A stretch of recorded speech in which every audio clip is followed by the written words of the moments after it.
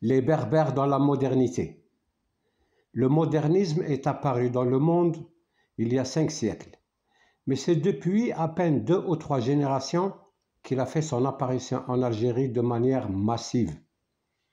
Les Algériens sont donc passés, sans transition, d'un mode de vie traditionnel au mode de vie et de pensée qui est en train de conduire l'homme aux confins d'un univers en expansion. Le processus de transformation des mentalités ne s'est pas encore engagé en profondeur et à une vaste échelle, sachant qu'il doit toucher en même temps et à la fois des dizaines de millions de personnes.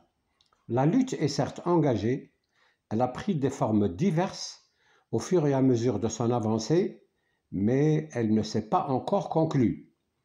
Non encore acquis de manière irréversible aux toutes récentes idées de nation, de république, de démocratie, de vote, les Algériens demeurent des proies faciles pour les charlatans et les démagogues qui connaissent leur crédulité ancestrale, leur inclination au sacré et leur profond sentimentalisme.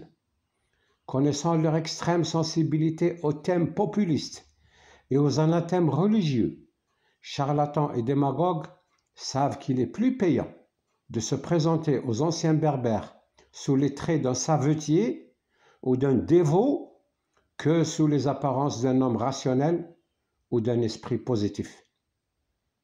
C'est dans les premiers qu'ils se reconnaissent plutôt que dans les seconds. Les formes de pouvoir connues par les Algériens tout au long de leur histoire appartiennent toutes à la catégorie du despote, qu'il s'appelle Aghlid, Mehdi, Cheikh, Pacha, Dey, Sultan, Zaïm, Raïs. Les notions de souveraineté populaire, de république, de démocratie, d'élection, d'opposition, etc. sont pour eux des idées étrangères et très récentes, donc sans résonance dans leur psychisme.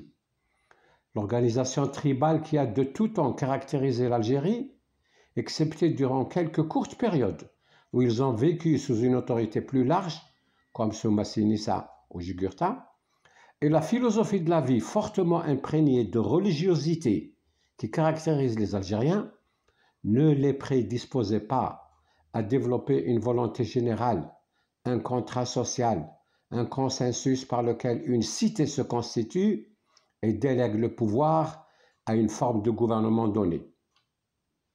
N'ayant que peu d'expérience dans l'autogouvernement, ils attendent en général plus des qualités personnelles et de la valeur morale de leur chef que de l'efficience d'institutions qu'ils n'ont pas eu le loisir d'éprouver dans leur vie antérieure.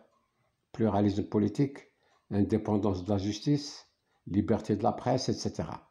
Ce qui explique qu'ils se plient plus volontiers à l'exemple qu'à la règle générale et qu'ils cèdent sous la harangue religieuse plus aisément que sous les admonestations de la raison. Honorant la parole donnée, hypersensibles à l'égalitarisme, respectueux de tout ce qui évoque le sacré, et ils accordent leur allégeance au cheikh et au alim plus facilement qu'à l'homme politique ou au fonctionnaire. Dans leur subconscient, l'homme de religion est nécessairement un homme juste, intègre, désintéressé. On peut lui faire confiance car il est par vocation sur la voie de Dieu. C'est donc tout naturellement sur les bons sentiments des individus qu'ils comptent pour mener à bien leur vie sur la terre. Un seul individu, surtout s'il se part des signes de la pauvreté et de la piété, suffit pour enflammer les quartiers populaires au moyen de quelques versets coraniques et hadiths du prophète. Il a fallu attendre le XXe siècle pour que l'idée nationale s'impose aux Algériens d'un bout à l'autre du territoire et que le patriotisme les unisse dans un élan libérateur. C'est avec les idées de l'Occident, droit des peuples à l'autodétermination, démocratie, liberté d'expression et d'association, suffrage, etc., qu'ils ont combattu le colonialisme français, et ce sont ses propres principes que les Algériens lui ont opposés. Après l'indépendance, la marche des Algériens vers la lumière de l'histoire, la démocratie et la liberté a été entravée et détournée par les démagogues et les charlatans. Ce qu'ils voulaient depuis toujours, ce qu'ils cherchaient depuis l'indépendance, c'était la justice, la dignité, le respect de leurs valeurs, des dirigeants propres, éclairés, compétents et exemplaires. Ils n'ont eu malheureusement droit qu'à des ignorants et des corrompus.